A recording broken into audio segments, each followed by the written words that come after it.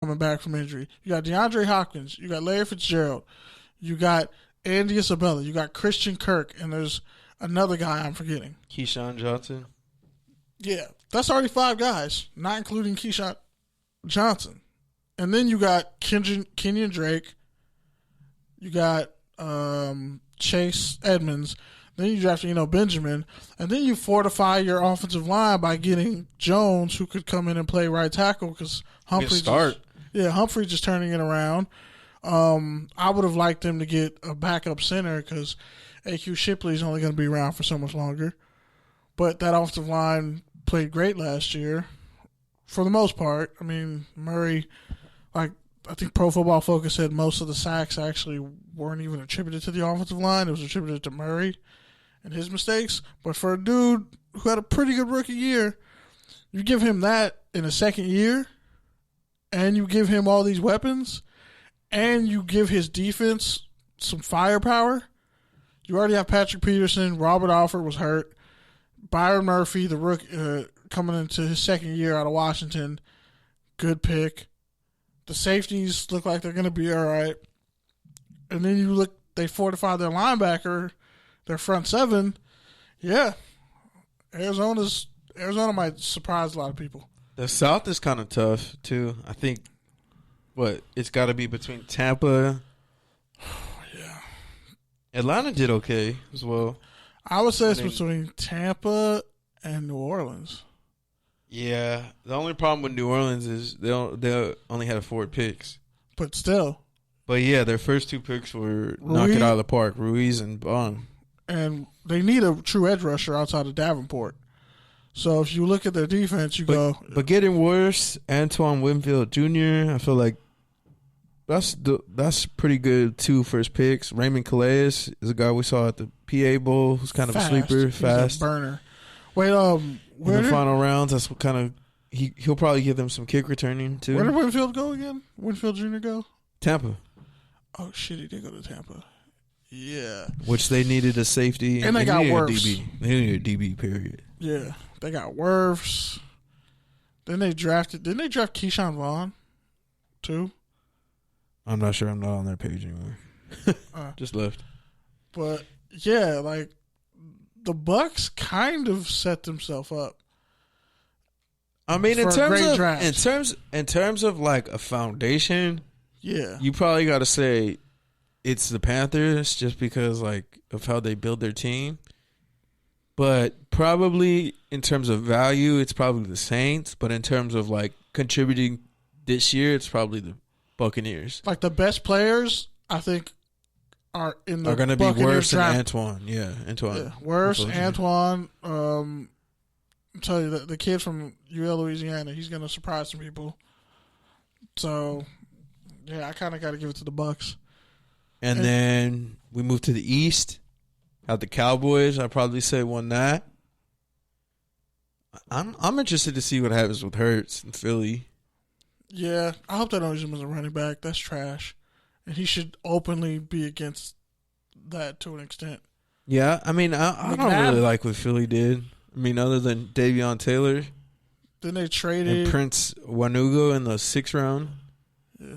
Sean Bradley in the 6th round. I mean, those are some 4 or 5 guy. 4 or 5 okay values. But, I mean, Hurst in the 2nd round. I mean, it's okay. Rieger topped the 1st. I think they were talking about how they didn't want to get – because they passed on Russell Wilson and they didn't want to pass on another QB that comes back to hurt them. Yeah. Which I get. But just be yourself. I got to go Redskins. The Deadskins, huh? The Deadskins. Chase Young is better than any player that any of those other 3 teams drafted. Sadiq Charles. And then you got Antonio Gibson. And Gandy Golden. Exactly. Keith Ishmael, guard center out of San Diego State. Good a lot of people pick. say he's a sleeper. Yeah. Well, that's a solid pick, but I still say Dallas. Dallas because they were a better team, and they get CeeDee Lamb, and they get a corner, and they get Gallimore, who could be something special.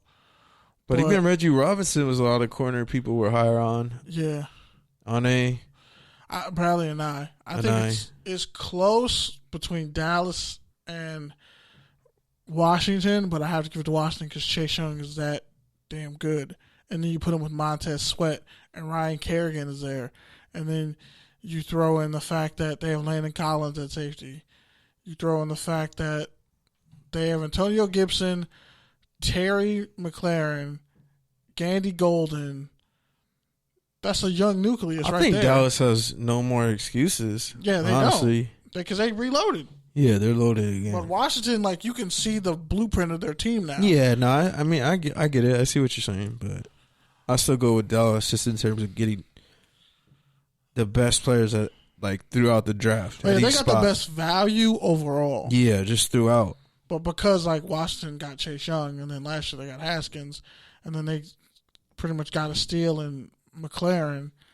McLaurin. I think that's how you say his name. Scary Terry. They're still trying to figure out his nickname. But you get him, you get Gandy Golden so late, then you get Gibson. I mean, the Giants didn't do terrible. Nice. They're all right. I'm not sure about Andrew Thomas. You really want that guy to be your left tackle, or is he going to be a right tackle? I think they took like Matt Pert a little bit higher than people expected. But they've taken some UConn guys high in the past. All right, and then we move to what? The North? The North. I'm just telling honestly, I don't even know. I don't know any of those drafts like off the top of my head.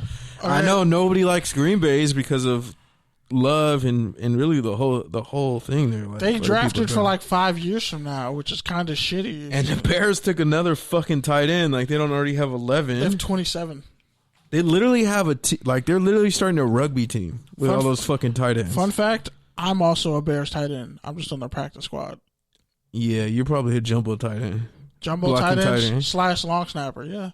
It's a good gig. Tax exempt, too, because there's so many of them. But, yeah, probably Minnesota. Jefferson, Gladney. I like what the Lions did. I kind of like what the Packers did with getting Dillon because, okay, they're changing your offense now. But let's just go back and look at what Detroit's class is good, though, too. They got the best corner in the draft. They got DeAndre Swift, who should have never fallen that far. They got 2 guards who are actually pretty good in college. Steinberg out of Kentucky was All-American, like third team or something. Jonah Jackson, high ceiling. Yeah, but I still like what Minnesota did better. Yeah. Now that I'm looking at it, they took Cephas in the 5th round. They took a car, the Notre Dame edge. Yeah, I'm going to go with Minnesota.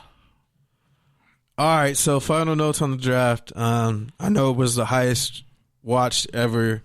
How much of that do you think, like, if you could break it into percentages, how much of that was people not having shit else to do, and how much of it was, like, just a new format? I kind of touched on it before you got here. I was like, everybody was quarantined, so streaming, it's on. There's nothing else you can do. Like, so what would you say is the percentage of it was being just quarantine? A huge chunk. Like 80%, 90%? Like a hardcore 60% that they probably won over. Like 20% is just always going to be there. So 80% overall, but I'd say a hardcore 60% was because of the quarantine. Yeah, like, what else you gonna do? I'd probably say... Well, nothing else on. I'd probably say it was that mostly, but... And I also don't want to overlook the fact that it was a completely brand new format, and we saw guys in new elements that we haven't seen them before, like coaches and players. It was a lot less pageantry and a lot more. I don't know. I just felt like it was better this year. It was less. It was TV, refreshed. There was less TV fluff. It just felt refreshed. Yeah. I didn't have to hear from what's his face. And I liked that they partnered with it and had all the draft analysts from NFL Network and ESPN working together. I thought that was pretty cool. Yeah. Like, to see kind of... They finally let down that corporate veil. Like, come on, fam. They all know each other. Y'all all worked there at one point or another. Yeah, exactly. So I thought that was pretty cool. I just didn't like the whole, Black Pain Olympics. Every other pick, this person's grandfather was ripped to shreds by dogs 3 days before he was born. Like T. Higgins. Yeah, but everybody had that story though. Everybody had a story though. Yeah, but like most of the black players are all fucking depressing. It's like, fam, I know all y'all didn't sign off. But that's what we talked about last week. Was football is a game of like trauma. Yeah, but I didn't like that part. I like that part. I thought it was cool because you see what I don't need to know that T. Higgins' mom was a drug addict for 12 years. You see what these people come from, what they came through. Like that's amazing. Like that's really amazing. Like that tells somebody out there who's going through that same shit that you could do it too. Like yeah, but not everybody makes it in the NFL. That's the thing, man. Like I understand what you're saying in terms of like, yeah, it reiterates a stereotype that we know, but at the same time, it's like not all of us come from broken homes. At the same time, like the only way you get better is by sharing those struggles along with the successes, because the struggles are part of the success. Like that's a part of the story, and you know, I think that's not something that you should ever forget about. Like I don't think that's something you should run from. Like yeah, your mom was a drug addict, but so are a lot of other people's, and you're still here. So what? But I also that makes it easier for other people to lean into exactly who they are as well. Yeah, which I think if more people did that just overall and just own their shit and own their family background and own where they come from, like it would just not only make us all more connected, but more understanding of each other. I agree, but I think some of these cats might be too young, and some of them they're not ready to articulate that on their own, and to have that broadcasted, and they don't get to like further explain. Well, bro, athletes are jocks. Like at the root of it, athletes are scholars. Yeah, at the root of it, athletes are jocks, and 90% of them, if you've ever talked to a popular kid or a jock in high school, don't have shit to say and can't articulate things. And that's why it's like, don't want to. And that's why you see these former players, like when they turn to TV, a lot of them flop, but the ones who don't, they get paid cash, because it's not as easy. Like it's not like, yes, like it's a careful balance of yes, knowing football, but also being able to articulate it. And a lot of athletes can't do that just in general. So I mean, I don't. Dexter Manley comes to mind. I don't blame ESPN for telling that story, because like we're never gonna hear it again. You know what I'm saying? Like I might. You never know. So I didn't have a problem with it. I get it though. I just hope they don't make that like a. If you're gonna do that, like okay, do a package on an individual player. Like, give me like 30, like do some E60 type shit, but don't just bring that up every time a player gets drafted. Like, oh, here's a horrible thing about their life. Like, could you tell me something really good? Jerry Jeudy was an honor student. Like, tell me something positive first before you just hit me with the oh fuck, his dog got struck by lightning.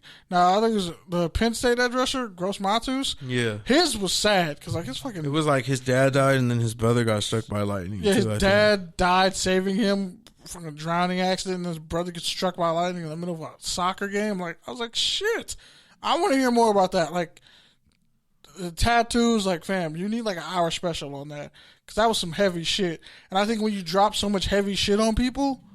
Back to back. Yeah, it did feel like that. It's either desensitizes you or it just takes you out of it. It did feel like that to an extent, but at the same time, it's like, okay, if you have these players with that backstory go consecutively, like what are you gonna do? You're just gonna tell this person's worst part of their life and then ignore the other person just because they went right after that person? Like, that's not fair. You know what I'm saying? The Wisconsin Center. Like, if you're going to tell somebody's worst shit, you got to tell everybody's worst shit. Yeah, but I think the Wisconsin Center, Tyler, I don't know how to say his last name, but somebody brought up a point like, oh, his grandfather owned land, like a bunch of land. I was like, how does grandfather get that land? Because